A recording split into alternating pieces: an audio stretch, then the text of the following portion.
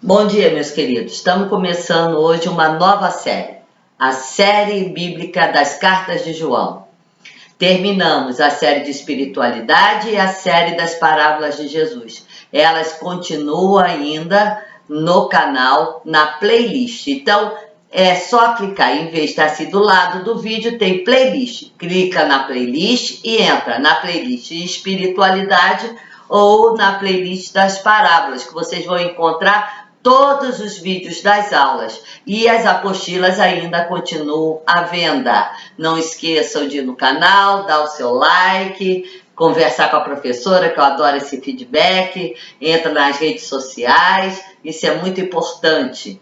E também nós vamos falar essa semana sobre também, que adoro, o povo gosta dos personagens bíblicos, então nós vamos falar sobre Isaac, né?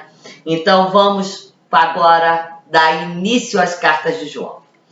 Após as cartas paulinas, o Novo Testamento, temos 7 cartas epístolas, também conhecida carta e epístola sinônimos, como cartas apostólicas ou católicas. O que quer dizer católicas? Universais. O primeiro destes nomes vem do fato delas terem sido escritas por apóstolos, por isso cartas apostólicas. E o segundo, por elas serem dirigidas a determinadas comunidades, como é o caso das epístolas de Paulo, e nem a pastores, nem a dirigida a uma pessoa, mas a uma comunidade em geral. Então, são cartas católicas, universais. Nós somos comunidade de Cristo, então também essas cartas estão sendo direcionadas a nós.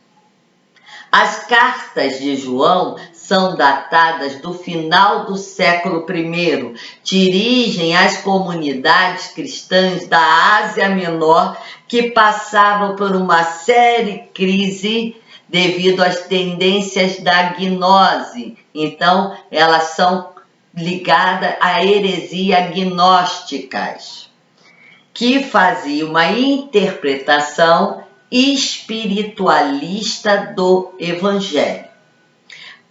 Nelas aparecem também divisões na comunidade, grupos religiosos diferentes, cristãos e não cristãos, e, sobretudo, os grupos gnósticos. As cartas reagiriam fortemente contra isso e elaboram uma síntese dessa mensagem cristã. Nelas aparecem também divisões nas comunidades, e essa carta é para evitar essas divisões. A nossa igreja tem que ter uma unidade. Então, com a gnose, as comunidades estavam muito divididas, sectárias. Então, as cartas de João é para manter as comunidades unidas na verdadeira mensagem de Cristo. A primeira carta de João é considerada uma epístola, porém o seu escrito não é em forma de carta antiga, visto que não possui elementos fundamentais como o nome do remetente. Se lembra que das cartas de Paulo, ele não tem aquele esquema das cartas de Paulo, tá? Destinatário, local do destinatário, saudação, bênção, ele não tem isso. Ele foge dessa característica do estilo greco-romano, em que o autor e destinatário são normalmente conhecidos. O que faz alguns autores acreditar que tais características seriam do Oriente Médio, quer dizer, do mundo semítico. O vocábulo que tem na primeira carta de João é muito repetitivo. E a segunda e a terceira carta são textos menores. São os menores textos do Novo Testamento. É a segunda e a terceira carta de João. Tá? São curtinhas, mas possuem uma importância muito grande devido ao seu contexto próprio. Nessas duas epístolas, o seu remetente apresenta-se como o presbítero, na segunda e na terceira carta de João. Na primeira não há isso. Há muitas semelhanças entre as cartas e o Evangelho de João, que é o quarto evangelho. Mas há uma mudança de foco.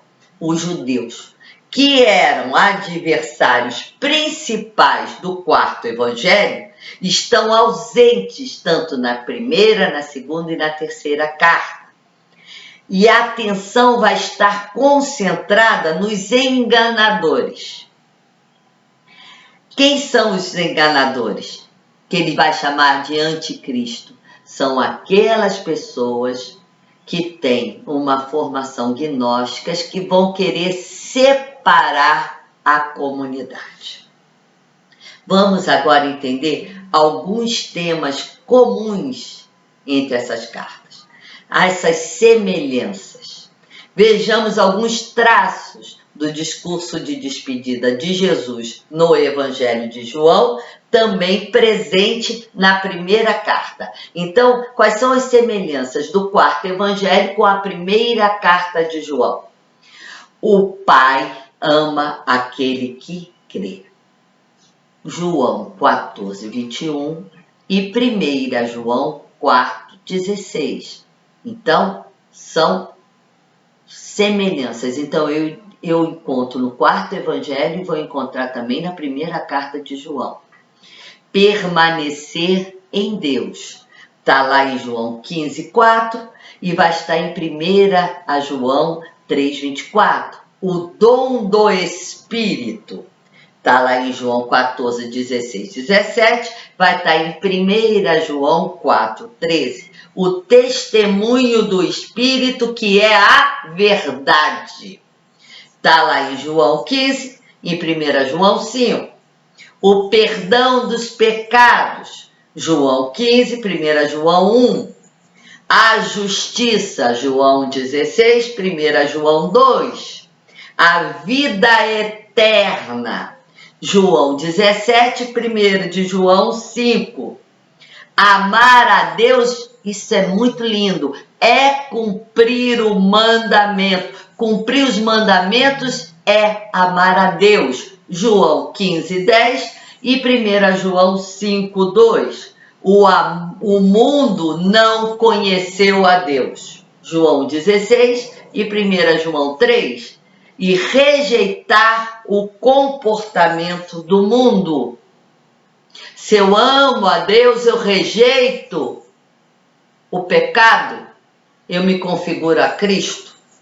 João 15, 18, primeira carta a João 2, 15. Então, essas são algumas semelhanças. Agora vamos falar também das diferenças. O prólogo de João vai enfatizar a encarnação do Verbo, o Verbo que se fez carne e habita entre nós. No grego bonito é armatenda entre nós, habita entre nós. O prólogo da carta de 1 João fala a palavra como mensagem da nossa vida, que foi vista, que foi ouvida e que foi tocada, porque João viu, ouviu, tocou. A trajetória humana de Jesus. Então, o Jesus divino, que era muito colocado, principalmente por Marcos, por Mateus, agora é o Jesus humanizado em João. A primeira carta atribui a Deus qualidades que o Evangelho confere a Jesus. Deus é luz.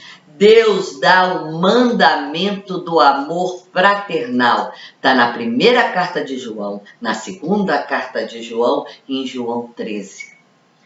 Então, nós temos particularidades dessa carta belíssima, principalmente do amor fraterno.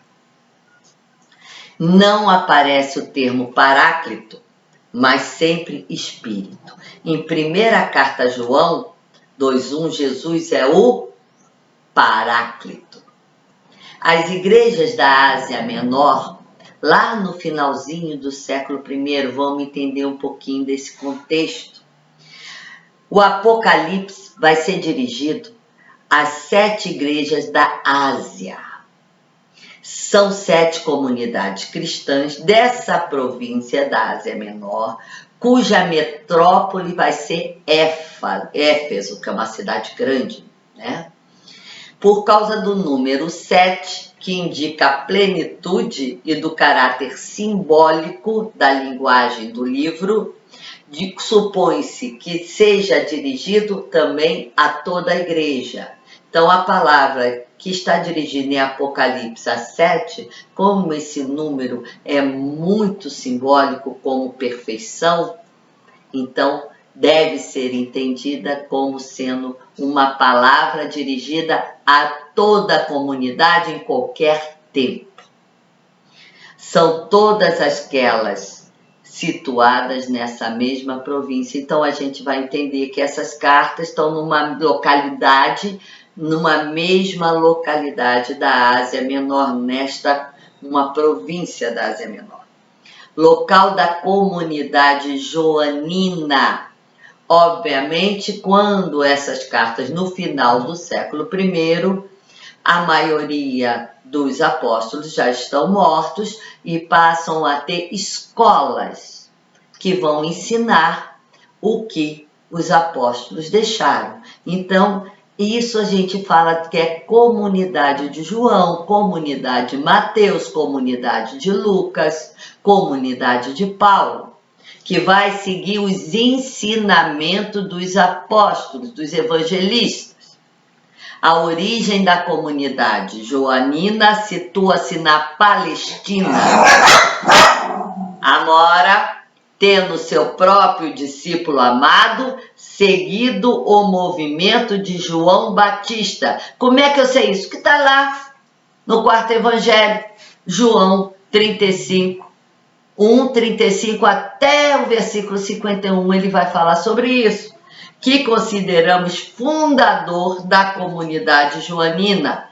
Manteve-se em contato com todos os círculos do Batista e esforça-se por conquistar seus antigos companheiros na fé cristã. Há uma adesão em certo momento dos samaritanos dentro da comunidade de João, que atribuíram uma teologia joanina. Em certo momento, o discípulo amado, que é João, deixa a Palestina para a diáspora, provavelmente em direção a Éfeso. O movimento migratório judaico remota da época da deportação para a Babilônia, lá no século VI a.C. Se lembra? Aí começam a diáspora, que é esse movimento migratório dos judeus. E não cessa durante os séculos de dominação. A gente tem que entender que a Judéia vai ter sempre dominação estrangeira. Ela não deixa de ter dominação estrangeira. Então, os judeus vão estar sempre em diáspora, nesse movimento migratório. E vai ser intensificado quando há a dominação romana pelos romanos. O período de grande migração foi o do assédio e da ocupação militar romana a partir do ano 66 d.C., que conclui com a destruição do Templo de Jerusalém, que vai ser no ano 70. As facilidades representadas pelas estradas, que o que o romano faz de melhor? Estrada. E a estrada vai também facilitar esse impulso migratório, né? Então, as estradas, as navegações, né, que vão ajudar essa migração nas mais diversas direções, especialmente em busca de um futuro melhor.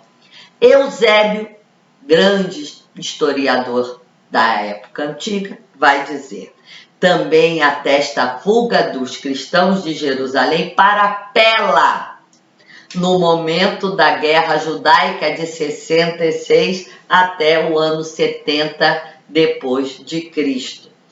A próxima aula nós vamos continuar a estudar esses contextos históricos. Nós estamos ainda na introdução para nós chegarmos à primeira carta, tá? Muito obrigada, espero que vocês tenham gostado da primeira aula, dê o seu like, compre a apostila, né? Vamos ajudar a professora, que nós estamos num momento muito difícil. Obrigado a todos vocês e uma linda semana com Jesus e Maria, e a gente está sempre pé erguida, que nós vamos conseguir vencer mais essa batalha.